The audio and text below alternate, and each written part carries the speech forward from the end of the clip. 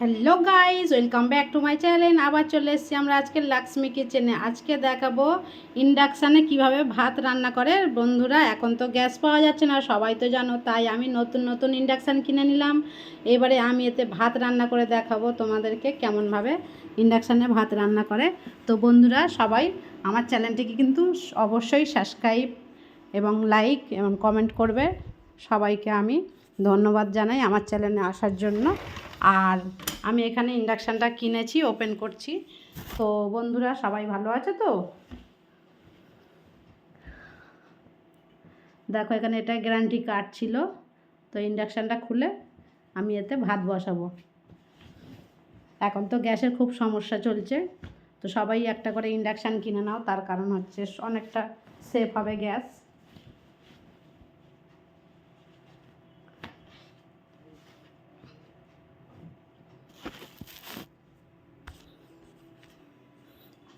ইন্ডাকশানটা open করে আমি বসিয়ে দিলাম। এবার জ্যাকটাকে প্লাগে গুঁজে দেব।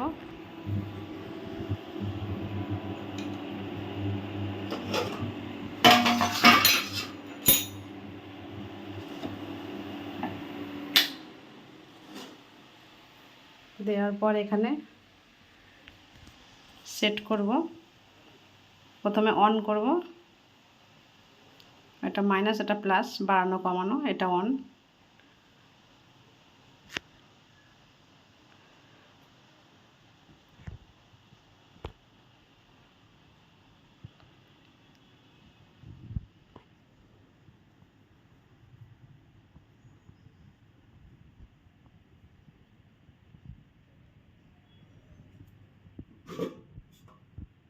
ডেকচিটার মধ্যে আমি পানি দিয়ে বসিয়ে দিলাম। এখানে সিগন্যাল দিচ্ছে, টাইমটা সেট করতে হবে। টাইমটা সেট করে দিলাম।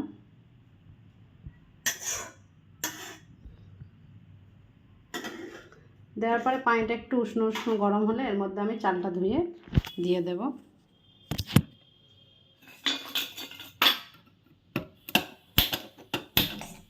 চালটা উষ্ণ উষ্ণ গরম হয়ে গিয়েছে, এর মধ্যে আমি এই পানিটা উষ্ণ উষ্ণ গরম হয়ে গেছে, এর মধ্যে আমি চালটা দিয়ে দেব।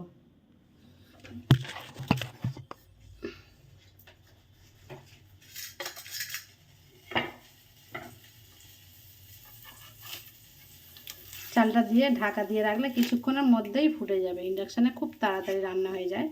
তো ভাতটাই বেশি সুবিধা, তরকারি টরকারিগুলো অতটা নাড়া যায় না, ভাতটা বেশিরভাগ সুবিধা হয়। ভাতটা করলে তাই অনেকটাই গ্যাস সেভ হবে। যাদের কাঠের চুলা নেই তারা কি করবে, ইন্ডাকশান কেনা ছাড়া উপায় নেই।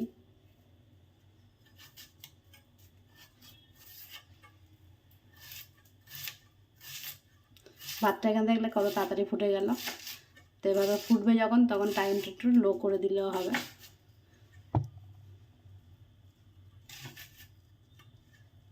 আমি টাইমটা লো করে দিলাম।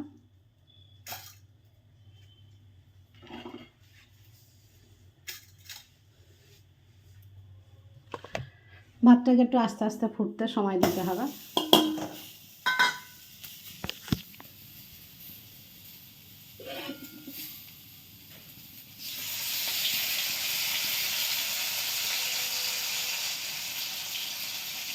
আবার অফ করে দিলাম। এখানে ভাতটা আমার কমপ্লিট হয়ে গিয়েছে। এবার ভাতটাকে ফ্যান ঝারিয়ে নেবো। আমি টাটা, বাই বাই।